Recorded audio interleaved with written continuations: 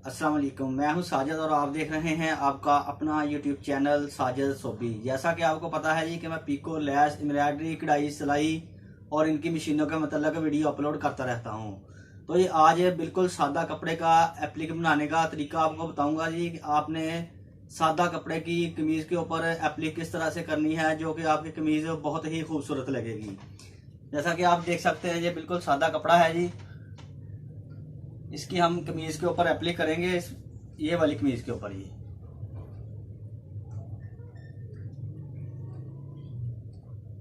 तो एप्लिक करने के लिए आपने चेपी का जो भी स्टाइल बनाना है चेपी का, इस तरह से आपने फूल बना के काट लेना है जी। जैसे चेपी का मैंने ये वाला फूल बनाया हुआ है, देखें। इस तरह से आप जो भी डिजाइन पसंद हो उस तरह का आपने चेपी काट लेनी है और उसको जो इस कपड़े की आपने एप्लिक करनी है उसके ऊपर इस तरीके के साथ जोड़ लेना है। इस तरह जोड़ने के बाद ही अब हम चलते हैं मशीन की तरफ और मैं आपको बताता हूं कि आपने इसको किस तरह से अटैच करना है। तो काम शुरू करने से पहले जिन मेरे दोस्तों ने चैनल को सब्सक्राइब किया हुआ है उनका बहुत बहुत शुक्रिया, और जो मेरे चैनल पे नए हैं चैनल को ज़रूर सब्सक्राइब करें और बेल आइकन को प्रेस कर लें ताकि इस तरह की आने वाली वीडियो का नोटिफिकेशन सबसे पहले आपको पहुंचे और आप उसको देख सकें। शुक्रिया।